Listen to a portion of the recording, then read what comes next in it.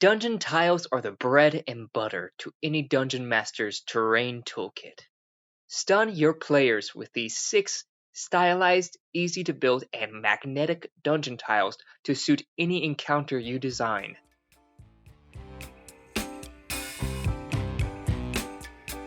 Hello everyone, I am the Dungeon Engineer, and today I'll be showing you my step-by-step method for creating magnetic dungeon tiles in these 6 stylized designs.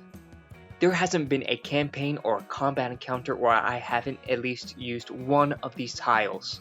I know firsthand that if you create a full set of any of these styles, you'll get plenty of use out of them. So whether your players are in a dark cave, in the wilderness, or even just starting a bar fight, these tiles can suit any need. And all of my magnetic terrain is based off the system that I'm going to be showing you today. So as I create more terrain in the future, it will be compatible with the terrain that we make today. All materials are listed within the description, so if you are wanting to make these tiles for yourself, just give a look down there. If you would like more videos like this one, please leave a like and subscribe. Now, let's get into it. All of the tiles made with this video are going to be made with a Proxxon table Hotwire cutter. It's just going to make everything really precise and really fast. So first things first, we're going to make sure our Proxxon's set up alright. Make sure you're at a low temperature, probably about 1.5 is what I used for this. And you want to make sure your angle's at a 90-degree angle, so you're cutting perfectly straight lines. And then all of our tiles are going to be 3 inches by 3 inches. The scale that is standard for most D&D is a 1 inch equals 5 feet. So all of these tiles are going to be 15 feet by 15 feet. The material that we're making these tiles out of is called XPS foam, and we're going to be using a square foot of 1/2 inch. And this stuff I usually buy off of Amazon. However, I do kind of have a problem with how they come shipped. It is usually slightly under 12 inches. And for these tiles, you need them to be exactly 3 inches by 3 inches, or else they won't fit together well at all. So per sheet that I get off of Amazon, I usually get around 9 tiles. On the bright side, this does leave room to shave off any damaged corners or rounded corners or anything like that was damaged within the shipping. Sometimes they don't really ship in the best quality. And so I'm going to be cutting 6 squares to show the 6 different styles. And while we're at our Proxxon, to make life easier, we're already going to cut in some detail for the stone and for the wood tiles. For each stone tile, we're going to cut in slightly at each side at the 1 inch and at the 2 inch mark. And then we're going to position the tile vertically so we can cut directly across from each marker. At the end of this process, you'll be left with a smaller grid of 9 squares. And you don't need to cut super deep for this, probably about 1/8 of an inch if you want a specific number. The main thing that you want to make sure is that when you're holding it vertically, that you're actually cutting from one mark to the other. For the wood piece, you want to cut at the 3/4 mark, 1.5 inch mark, and the 2.25 mark. And this will create 4 equally sized parallel rectangles. And from here, we're done with the Proxxon, so you can get this out the way. Here's where we're going to start to see our dungeon tiles come to life. For our stone terrain, we're going to use a ballpoint pen to widen the cuts that we made with the Proxxon earlier. For the cracked stone, you're going to take an Exacto knife or a utility knife, and you're going to begin carving those cracks into the stone. There's a few specific cracks that I like to carve to add variety to my tile. So there's the branch, which will just be kind of like a line with one small offshoot. There's the across, which is a line that goes straight through the middle of a tile. There's a corner that kind of cuts off the corner of one tile. And there's the section carve where you cut off the tile into different pieces. Once you're done with that, you want to go back in with your ballpoint pen and widen these cuts as well.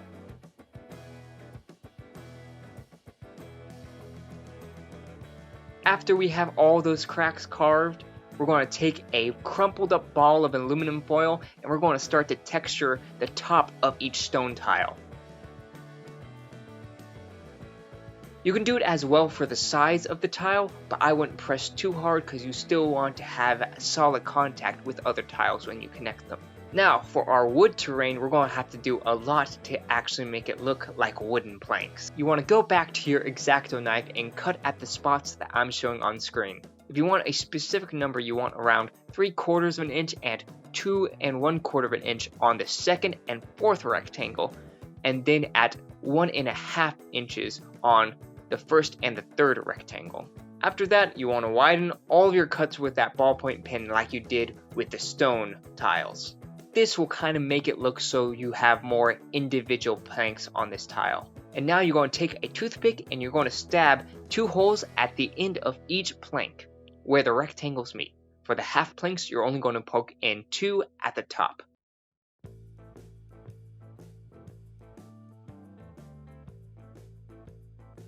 Now you're going to take your Exacto knife and score it lightly in the direction of the plank, making it look like wood grain. And while you're making your scores, you want to make a few of your swipes diagonal to add variety to the wood grain. You can also use a wire brush to get out even more detail if you have one. This will make your wood grain stand out and look even more impressive, but it will still look great regardless. And now for our grassland tile, we want to create small divots by using the fingernail to dig out the top part of the tile. After you have an appropriate amount of holes, you can go back with your aluminum foil ball and add more texture to the top. And for our cave terrain, that one's going to be real simple. You're just going to use the aluminum foil ball.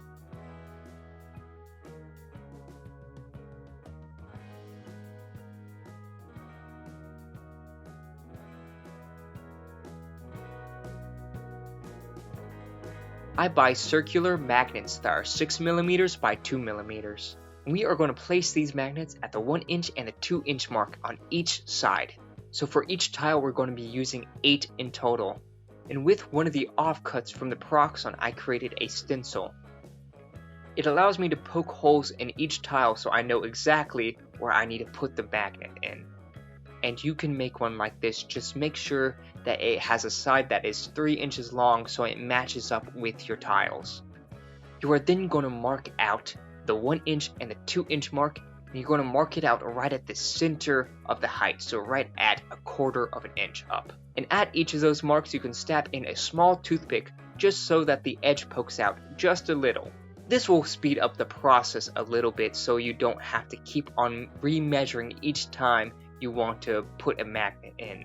And for the stone tiles, they're already going to be cut at these marks, so you're just going to put them to the side for the moment. But for your wood, your grassland, and your cave tile, you can use this stencil. And if it's hard to see the impression that the stencil made, you can always widen the hole. With your hot glue gun, you are going to use the tip to burn in a shallow hole the size of your magnet. This is where it comes in handy to have a mini hot glue gun, because you're able to control it just a bit better. The one that I use, the tip is roughly the size of the magnet, maybe just a bit smaller.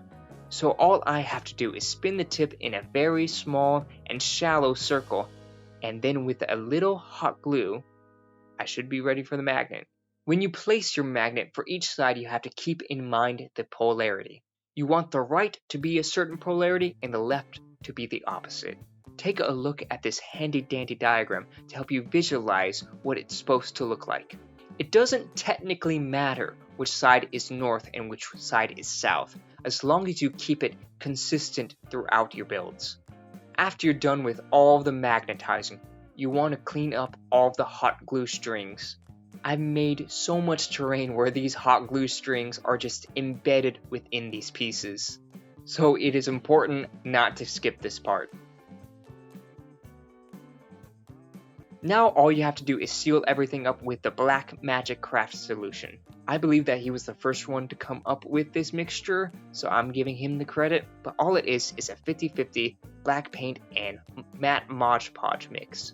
And you're going to do full coverage across each tile, making sure you get into each crack and crevice.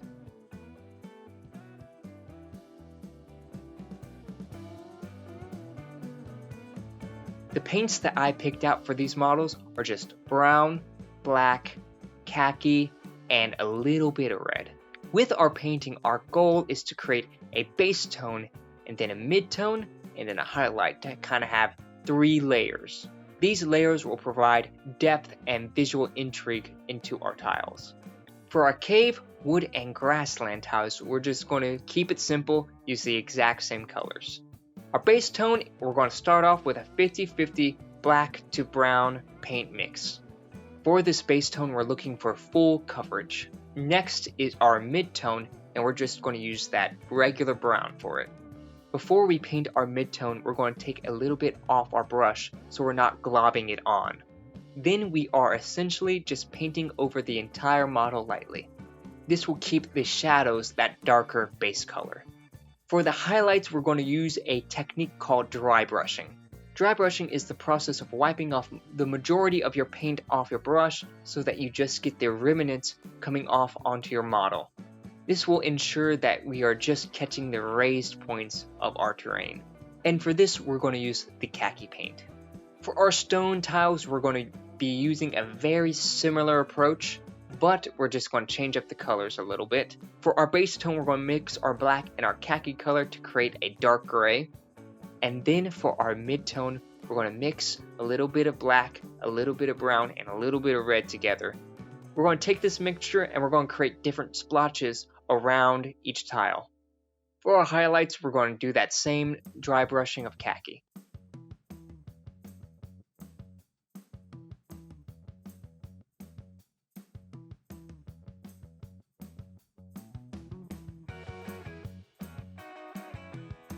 We are going to use flocking to finalize both our grassland and our mossy stone tile. For this, we're going to use this lively green and this dead brownish yellow flocking. For our mossy tile, we're just going to stick to that yellow flocking, while for our grassland, we're going to use mainly that green flocking, but mix in a little bit of that yellow as well. Using some PVA glue and a brush that you definitely do not care about, you want to dab on the glue to cover the spots you want to put your flocking on. For the mossy stones, you want to spot it around the tile, near the cracks. This will make it look like the moss is growing from the crevices. For the grassland tile, you want to hit the entire top side besides the crevices that you dug out. Apply the flocking and then tilt them over so that the excess that didn't stick to the tile falls off. To make sure that your flocking sticks, now you want to apply watered down PVA glue to the flocking you just added. You can do this with mist spray bottles or just with some pipettes. Both are fairly cheap, but for this project I'm going to use some pipettes because I feel like I can be a little bit more precise with them. So we're going to use 2 bottles. One is filled with just water and the other is filled with a PVA and water mixture around 50-50 ratio. With my pipette of water, I'm just going to wet all the spots with flocking, and then I'm going to come back over with my PVA mixture, making sure that it hits all of the flocking areas and locking it in. Now we just wait for all of that to dry, and when it does, that flocking is going nowhere. If you notice that you would still like some more flocking on your grassland tile, you can always just come back and add more. Look at these stunning tiles. You can repeat this process of creating these to make a whole set so you can have a full dungeon, tavern, forest, or a cave. Stay tuned and I'll show you how to be able to use your offcuts to improve your cave tiles.